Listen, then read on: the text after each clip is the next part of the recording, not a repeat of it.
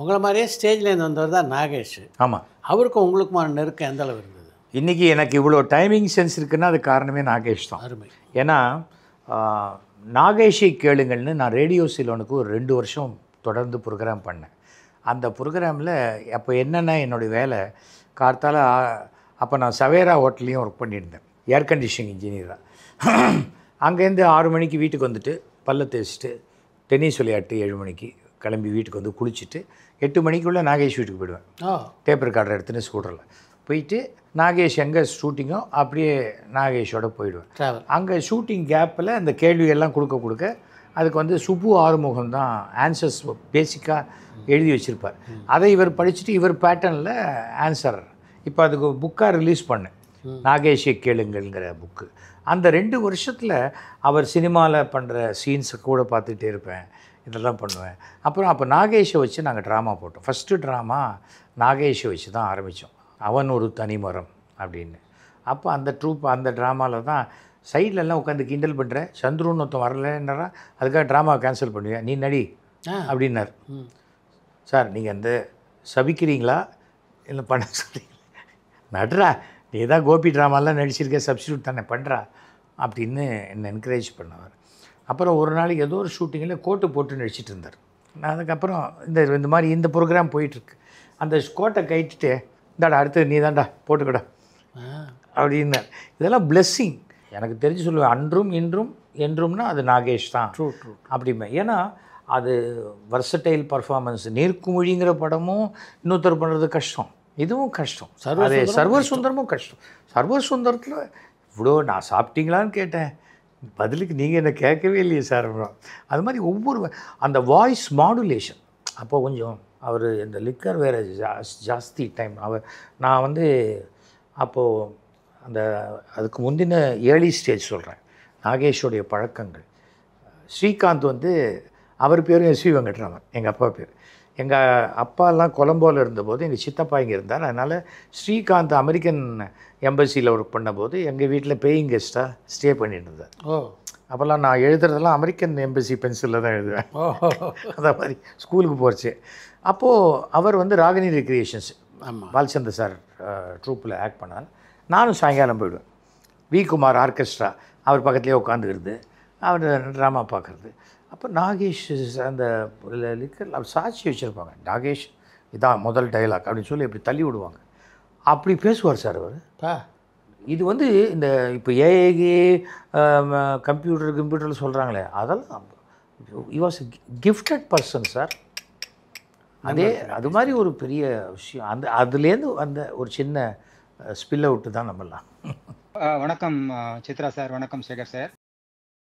சென்னையில் ராஜா நாமலை ஹாலில் ட்ராமாவுக்கு வந்திருந்தீங்க? ட்ராமாவுக்கு வந்திருந்தேன், நானும் ஒய்ஃபும் வந்திருந்தோம். ஆமாம், மகாபாரத்தில் மங்காத்தா ட்ராமா போட்டிங்க இல்லையா? இந்த மகாபாரத்தில் மங்காத்தா வந்து ஒரு பெரிய ரெக்கார்டு சார். அது முதல்லையே நாங்கள் 1300 ஷோ போட்டோம். இப்போ மறுபடியும் ரிவைவ் பண்ணி இப்போ ஒரு 100 ஷோ போட்டோம். அப்பா இப்போ இந்த காலகட்டத்தில் சொல்கிறேன், மாதத்துக்கு 2 ஷோ தான் பண்ண முடியுங்கிற காலகட்டத்தில் மங்காத்தா இனாகரேட் பண்ணோன்னா ஆல் த 4 வீக்ஸ் போட்டோம். அப்போ பத்திரிகைகள்லாம் எழுதினாங்க, this is a mile stone in Tamil drama அப்படின்னு. அந்த ட்ராமா போட்டபோது நிறையா கிரிட்டிசிசம் வந்தது. ஆனால் எங்களை வந்து அங்கதம்ங்கிற ஒரு முறையில் பண்ணுறாங்க, இதை நம்ம அப்ரிஷியேட் பண்ணணும் அப்படின்னு சொல்லி எங்கள் ட்ரூப்புக்கும் எனக்கும் ரொம்ப சப்போர்ட்டிவாக இருந்தது கோமல் சுவாமிநாதன் அவர்கள். இப்போது நாடகத்தில் நீங்கள் ஜாம்பவான் எல்லாருக்கும் தெரிஞ்ச விஷயம், இவ்வளோ தூரம் நீங்கள் வந்துட்டீங்க.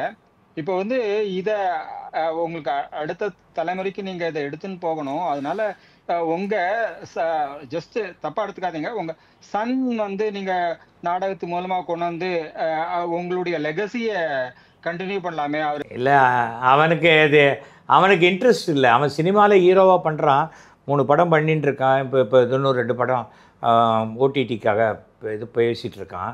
அவன் என்னுடைய டெலிவிஷன் சீரியல்லாம் ஆக்ட் பண்ணியிருக்கான், சின்ன வயசில் என் ட்ராமா நடிச்சிருக்கான். பட் அவனுக்கு இப்போ ட்ராமாங்கிறது வந்து ஒரு ஃப்யூச்சர் கிடையாது சார். அது என்னென்னா, நாங்கள்லாம் போட்டபோது அப்போ ஹவுஸ்ஃபுல் ஷோ, 1000 பேர் இருக்கிற தியேட்டரில் கூட ஹவுஸ்ஃபுல் ஷோ, ஒரு நாளைக்கு 5 ஷோலாம் போட்டிருக்கோம். பட் இன்றைக்கி மந்த்லி 2 ஷோ போடுறோம், சின்ன தியேட்டரில் போடுறோம். ஹாலெல்லாம் நாடகத்தை வளர்க்குறேன்னு சொல்கிற சபாக்கள்ங்கிற ஹால் வச்சுருக்கிற சபாக்கள் எல்லாமே இன்றைக்கி ஹால் ரெண்ட் 40,000 50,000 70,000 கொடு அப்படின்லாம் கேட்குறாங்க. என்ன பண்ண முடியும் சொல்லுங்கள்? அதில் வந்து அதுக்கப்புறம் நம்மளே ஆள் எடுத்து நம்மளே காசு கொடுத்து நம்மளே ஃப்ரீயாக வர சொல்லி அப்புறம் பொலிட்டிக்கல் மீட்டிங் மாதிரி ஆகிடும். லாரியில் ஆளை வச்சு கூட்டின்னு வந்து பிரியாணி எல்லாம் சரியா. அதுக்கு பதிலாக இன்றைக்கி இல்லை இன்றைக்கி இருக்கிற சூழ்நிலையில் நீங்கள் எந்த ஃபார்மில் பண்ணாலும் அது கடைசியில் ஓடிடிக்கு வந்து கையில் செல்ஃபோனுக்கு வரப்போகுது. அதுக்கு டைரெக்டாக அதுலேயே பண்ணிட்டு போயிடலாமே. எப்போவுமே சார் இனிமேல் பழசை பேசி பிரயோஜனமே இல்லை சார். டிஎம்எஸ் மாதிரி ஒரு குரல் வருமா, எஸ்பிபி மாதிரி வருமா, நான் பெருசு ஏதோ பேசுது பார் அப்படின்ட்டுருவாங்க. இன்றைக்கி யார் அப்படிங்கும்போது இப்போ ஏஐ வந்துருச்சு, எல்லாமே வந்துருச்சு. இப்போ போய் நம்ம பழசுங்கிறது போக முடியாது. இப்போ ஸ்கூல் ட்ராமாஸ் பார்த்தீங்கன்னாலே அவங்க வந்து ட்ராமாங்கிறத விட பேக் ஸ்க்ரீன் வந்துருச்சு, எல்இடி ஸ்க்ரீன் வந்துருச்சு, வேறு வேறு மாதிரியான விர்ச்சுவல் ஸ்க்ரீன் நிறைய இருக்குது. டெக்னாலஜி வேறு மாதிரி ஆயிடுச்சு. இப்போ கஷ்டம். Nice talking to you sir. ரொம்ப சந்தோஷம். அந்த காலத்தில் நாடக மேடையில் ஒரு பக்கம் சிவாஜி, ஒரு பக்கம் மனோகர், ஒரு பக்கம் டிகேஎஸ். நான் வெங்கட்ரங்கம்பள்ளி ஸ்ட்ரீட்டில் தான் இருந்தேன். எங்கள் வீட்டிலேருந்து ஒரு 25 வீடு தாண்டினா பார்சாயி சாம்சபா. சாயங்காலம் 6:30 மணி ஆச்சுன்னா கன்னாக ஸ்டார்ட் பண்ணிவிடுவாங்க. 6 மணிக்கு மனோகர் ட்ராமா ஸ்டார்ட் ஆகிடும். அந்த டயலாக் அப்படி ஃபுல்லாக கேட்கும் தெருமுழுக்க. ஏன்னா இவ்வளோ என்வாயர்மெண்டல் சவுண்டெல்லாம் கிடையாது, சவுண்ட் பொல்யூஷன் கேட்கும். பாதி நேரம் வீட்டில் வாசலில் வந்து உட்காந்துட்டு கேட்போம். சரியாக கேட்கலையா அப்படியே இப்படி இதோ பென்சில் வாங்குறேன் பேனை வாங்குறேன்ட்டு அங்கே போய் ட்ராமா பார்த்துட்டு வந்துடுது. அங்கே அது ஓப்பனர் தியேட்டர் மாதிரி தான். அது டென்ட்டு இப்போ இது போட்டிருக்கோம் மேலே ஷெட்டு, பார்த்துட்டு வந்துடுவோம். அப்புறம் அதே ஹாலில் நம்ம ட்ராமா போட முடியும், ஹவுஸ்ஃபுல் ட்ராமா போட்டிருக்கோம். அப்போது வந்து 140 சபாக்களும் 140 ட்ராமா ட்ரூப்ஸ் இருந்தது. இப்போது மொத்தமே 12 ஹால் இருக்குது, 10 ட்ராமா ட்ரூப் தான் இருக்குது. அது ஒன்றுமே பண்ண முடியாது. நம்ம அது இல்லையே ஃபிலிம் இல்லையே இதெல்லாம் நம்ம பேசி என்ன பிரயோஜனம்? இப்போ ட்ராமாவை பொறுத்த வரைக்கும் இந்த காமெடி ட்ராமாக்கள் தவிர மற்ற ட்ராமாக்கள் மிகப்பெரிய வரவேற்பு. அது என்ன பிரச்சனைனா, நம்ம ஒரு மெசேஜ் சொல்லணும்னு ஒரு கெட்ட எண்ணம் இருக்குது. எதுக்கு மெசேஜ் சொல்லணும்? ஜனங்களுக்கு தெரியாத மெசேஜா? அவங்களுக்கே ஏகப்பட்டது தெரியுது. அப்பா வாழ்க்கையில் ஆரம்பிச்சிட்டாண்டா அப்படின்னு கிளம்பிடுறாங்க. இப்போது அது வந்து ஆகிடுறது. நம்ம இன்றைக்கி வந்து யதார்த்தம் அவன் நிறைய மெசேஜ் அவன் வச்சுருக்கான், நமக்கு சொல்கிறதுக்கு வச்சுருக்கான். வணக்கம் சார். சார் வணக்கம், சொல்லுங்கள். ஒரு சரியான நகைச்சுவைக்கான ஒரு ப்ராப்பரான இலக்கணம்னா நீங்கள் எதை சொல்லுவீங்க சார்? சொன்னோன்னு சிரிப்பு வரணும், அவ்வளோதான். சிந்திக்கிற ஜோக்குன்னு சொல்லக்கூடாது. அது என்னென்னா இவன் ஏன் நகைச்சுவை பண்ணுறான்னு சிந்திக்கக்கூடாது, அவ்வளோதான். மற்றபடி அது ஜோக்குங்கிறது வந்து அதாவது காலகட்டத்தை அது ஒரு பேட்டர்ன் மாறிட்டு இருக்கும். இன்றைக்கி தமிழ் சினிமாவினுடைய சிறந்த நகைச்சுவை நடிகர்னால் யோகி பாபுலாம் ஒரு பெரிய நடிகனான்னு சொன்னால் சொல்கிறவனுக்கு ஏதோ பொறாமைன்னு அர்த்தம், அவ்வளோதான். உங்களை பல படங்களில் பார்த்துருக்கேன் அண்டு இப்போ கரண்ட்டாகவும் நீங்கள் பண்ணிகிட்ருக்கீங்க. பட் எனக்கு வந்து உங்களுக்கும் விசு சாருக்குமான கெமிஸ்ட்ரி ரொம்ப செம்மையாக ஒர்க் அவுட் ஆனதாக தோணுது. ஆமாம் சார், ஆமாம். ரேப்பை வந்து செம்மையாக இருக்குது. ஸோ அது எப்படி சார் கொண்டு வரீங்க? 2 பேருமே நாங்கள் தியேட்டர்லேருந்து வந்தவங்க சார். ஸோ நான் என்ன பண்ணுவேங்கிறது விசுவுக்கு நல்லா தெரியும். அண்ட் விசுவோடைய ஸ்டோரி, ஸ்க்ரீன் பிளே, டயலாக், டைரக்ஷனில் தான் நான் பண்ணும்போது என்ன மேக்ஸிமம் எப்படி யூஸ் பண்ணணுன்னு தெரிஞ்சுக்கிட்டு பண்ணது விசு. தேங்க்யூ. உங்களுக்கு இந்த நாடக கலைஞரில் நாகேஷை தாண்டி யாரெல்லாம் ரொம்ப பிடிக்கும்? எம்ஆர்கேன்னு ஒரு ஆர்டிஸ்ட்டு. MRK extraordinary டைமிஷன்ஸ். அது ஒரு ட்ராமாவில் சொல்லுவார், பக்கத்து வீட்டில் சாவி, இந்த வீட்டு சாவியை பக்கத்து வீட்டில் கொடுத்துட்டு போயிடுவாங்க. அதை வாங்குறதுக்கு வருவார். சாவி வாங்கணுமேன்ட்டு வருவார். அவங்க வந்தோடனே இந்த பக்கத்து வீட்டில் சாவி கொடுத்தாங்க, உங்கள் வீட்டில் கொடுத்துருக்காங்க, வாங்கிட்டு போகலான்னு வந்திருக்கேன். அப்படியா, பேர் என்ன அப்படிம்பார். இவர் நௌத்தால் 7 லீவர்ஸ் அப்படிம்பார். யோ உன் பேரை கேட்டேங்க அப்படி. அதாவது அவருக்கு அந்த சாவி வாங்கணுங்கிற ஒரு இது. அதே போல் நாராயணன், அந்த ஆர்எஸ் மனோகர் ட்ராமாவில் ப்ரெசன்ட் டே பாலிட்டிக்ஸ் அசால்ட்டாக ஒரு ஹிஸ்டாரி. 2 பேருமே Ravishankar Narayanan. Ravishankar dialogue writer and artist. But Narayanan தான் பசி நாராயணன்னு அப்புறம் போச்சு. ரொம்ப நல்ல ஆர்டிஸ்ட். அப்புறம் கொஞ்சம் மூக்கு கொஞ்சம் வெடைச்சி இருக்கும். டிஎஸ் சேஷாத்ரி ட்ரூப்பில் சைமன் பிரமாதமான. அவங்கெல்லாம் அவங்க டைமிங்லாம் வராது. சைமன் இன்னசென்ட்டாக இருப்பார். ஆமாம், இன்னசென்ட்டு. பேசும்போது ஒரு தடவை கேட்குறாங்க, ஏன்பா போன தடவை நம்ம குட் ஃப்ரைடேக்கு லீவ் விட்டோம் அப்படிம்பார் மேனேஜர். இல்லையா சார், போன தடவை குட் ஃப்ரைடே சண்டே என்ன வந்தது அப்படிம்பார். அதெல்லாம் இது நான் சொல்கிற டைலாக் நான் 50 வருஷம் முன்னாடி கேட்ட டைலாக். அது மாதிரிலாம் இன்றைக்கும் டைமிங் இல்லை. நிறைய பேருக்கு நடிக்கணும்னு ஆசை இருக்க வழிய எங்கே கமா போடணும், எங்கே ஃபுல் ஸ்டாப் வைக்கணும். அதுவும் இப்போது மெகா சீரியல் வந்ததுக்கப்புறம் ப்ராம்ப்ட்டு அங்கே கத்த இங்கே வாந்தி எடுத்துகிட்டே போய்ட்றாங்க. அதுக்கு மேலே டப்பிங் ஆர்டிஸ்ட் இம்ப்ரூவ் பண்ணுறாங்க. அதுதான் பூவே பூச்சுடுவாலேயே நதியா பாட்டுக்கு திடீர்னு குஜராத்தி மராத்திலெல்லாம் பேசுவாங்க. But she was a very sincere artist. But என்ன இருந்தாலும் டக்குன்னு ஒரு 15 நாளில் நீ ஒரு லாங்குவேஜ் கற்றுக்கானா எப்படி கற்றுக்க மக்கப் பண்ணுறதும் கஷ்டம். சார் வணக்கம். நல்லா இருக்கீங்களா? என்னோட பேரு Ram Murali. I'm calling from Hyderabad. உங்களோட 2 ரைட்டர்ஸ் தட் உங்க ட்ரூப்ல நிறைய எழுதினவா ஜிகே அண்ட் வெங்கட், அவரை பத்தி அவங்க 2 பேரை பத்தியும் சொல்ல முடிஞ்சா கிரேட்டா ரொம்ப நல்லா இருக்கும். அண்ட் இன்னொன்று வந்து எனக்கு சுந்தா அவரோட ஆக்டிங் அண்ட் அந்த வாய்ஸ் ரொம்ப ரொம்ப பிடிக்கும். அவரை பத்தி இந்த ஜென்ரேஷனுக்குலாம் நம்ம நிறைய தெரியுமான்னு தெரியாது. அவங்களெல்லாம் பற்றி சொல்ல முடிஞ்சா it will be great sir. சுந்தாவும் நானும் தான் இந்த ட்ராமா ட்ரூப் ஆரம்பித்தோம், சொல்லியிருக்கேன். சுந்தா வந்து ரொம்ப ஒரு எக்ஸ்ட்ராடினரி பர்ஃபார்மர். நாங்கள் தான் அந்த ட்ரூப்பை மேனேஜ் பண்ணோம். சுந்தா இருக்கிற வரைக்கும் சுந்தா தான் டேட்ஸ் வாங்குறதோ இது பண்ணுறதோ மேனேஜ் பண்ணுறதோ எல்லாமே சுந்தா தான்.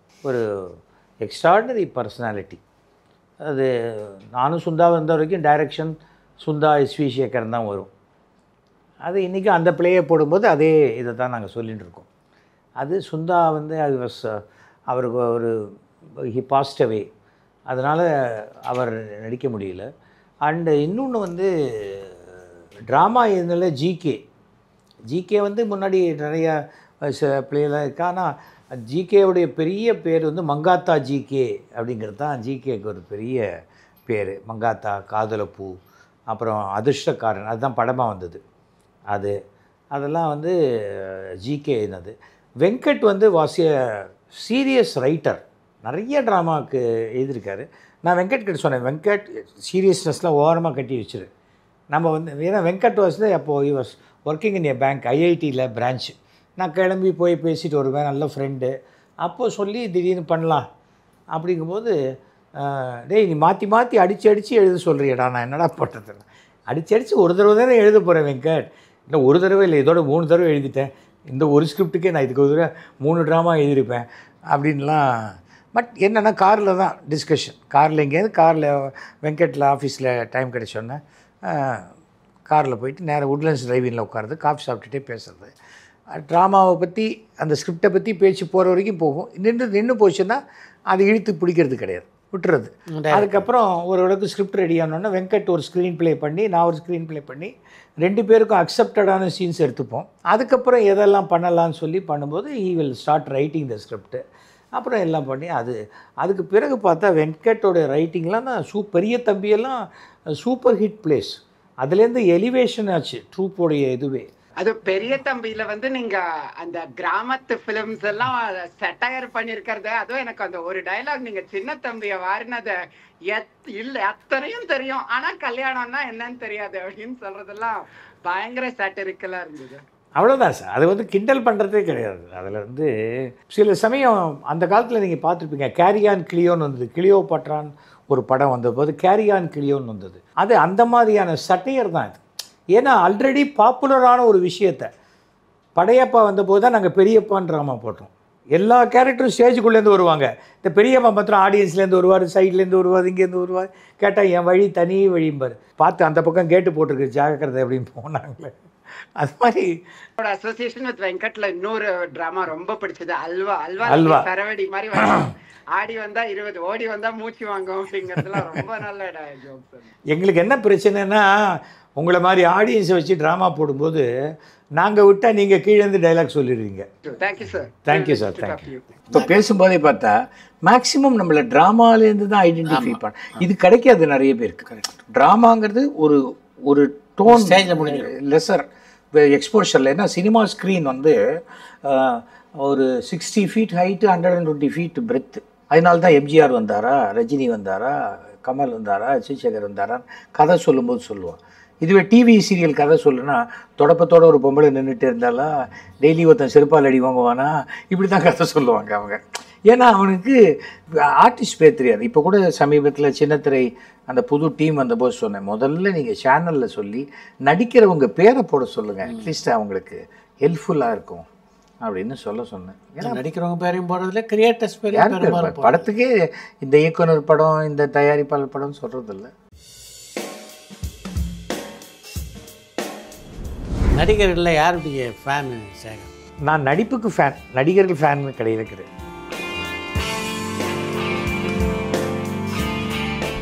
நாடகங்களில் பல பேர் நீங்கள் கிரிட்டிசைஸ் பண்ணியிருக்கீங்க, அதில் எதிர்வினைகள் சந்திக்க வேண்டிய சூழ்நிலை வந்திருக்கா? வந்திருக்கு சார்.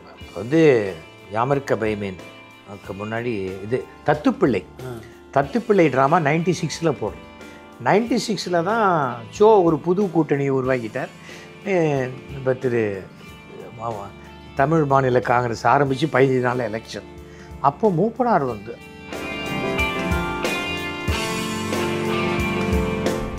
அரசியல் பயணம் மகிழ்ச்சியாக இருக்கா சேகர்? அரசியலில் அதிகாரம் இருந்தால் மகிழ்ச்சியாக இருக்கும், அதிகாரம் இல்லைன்னு சொன்னால் நம்ம திறமையை மதிச்சா மகிழ்ச்சியாக இருக்கும். அது ரெண்டும் இல்லாத போது